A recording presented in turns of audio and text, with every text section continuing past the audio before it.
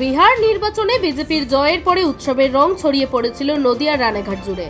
সকাল থেকেই বিজেপি কর্মী সমর্থকদের ভিড় জমতে শুরু করে। দলের এই সাফল্য উদযাপন করতে নিজেই ঢাক বাজিয়ে রাস্তায় নেমে পড়েন রানাঘাট লোকসভার সাংসদ জগন্নাথ সরকার। তার সঙ্গে ছিলেন শতাধিক কর্মী। গেরুয়া আবিরে রাঙা হয়ে ওঠে গোটা এলাকা। ঢাকের তালে তালে উচ্ছ্বাসে ফেটে পড়েন উপস্থিত সবাই। জয়ের আনন্দ ভাগ করে নিতে সাংসদ জগন্নাথ সরকার নিজে হাতে কর্মীদের লাড্ডু বিলিয়ে শুভেচ্ছা জানান।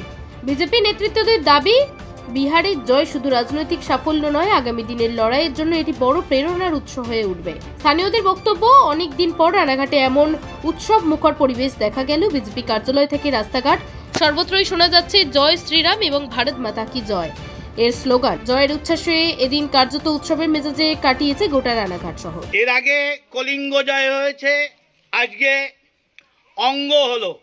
আগামী দিন পশ্চিমবঙ্গ হবে, তারই নোটিশ জারি হচ্ছে ঢাক ঢোলের মাধ্যম দিয়ে। শাসক দলকে বলার কিছু নেই, জালিয়াতি স্থান বেশি দিন হয় না, চোরেদের স্থান মানুষ বেশি দিন গ্রহণ করে না।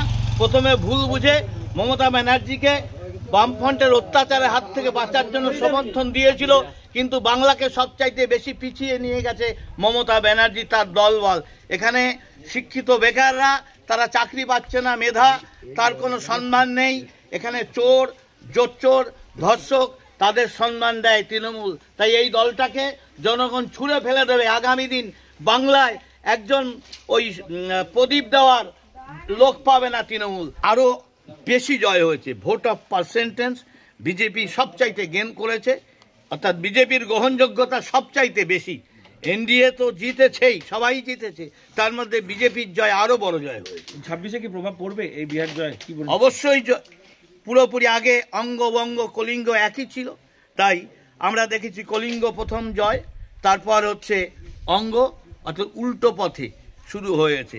আর এবার বঙ্গে অর্থাৎ পশ্চিমবঙ্গের জয়। এই ভোট ব্যাংকের রাজনীতি যারা করত, কংগ্রেস, সিপিএম, তৃণমূল, অন্যান্য রাজনৈতিক দলগুলো তোষণের রাজনীতি করত, তারা আজকে শেষ হয়ে যাচ্ছে। মানুষ চায় উন্নয়ন, তাই মুসলিমরা আমাদের পাশে দাঁড়াবে, এটাই স্বাভাবিক পশ্চিমবাংলায়।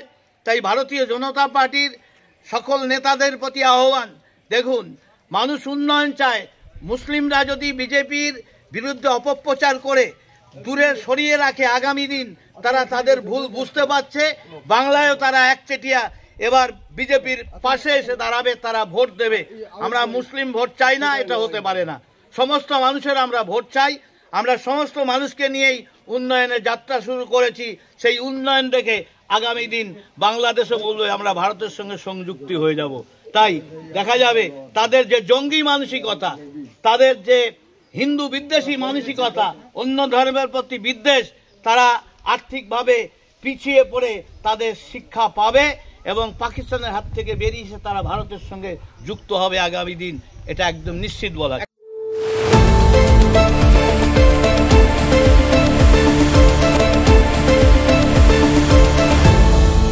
আপনারা দেখছেন এই বেলা বাংলা, শিরোনামে সবার আগে।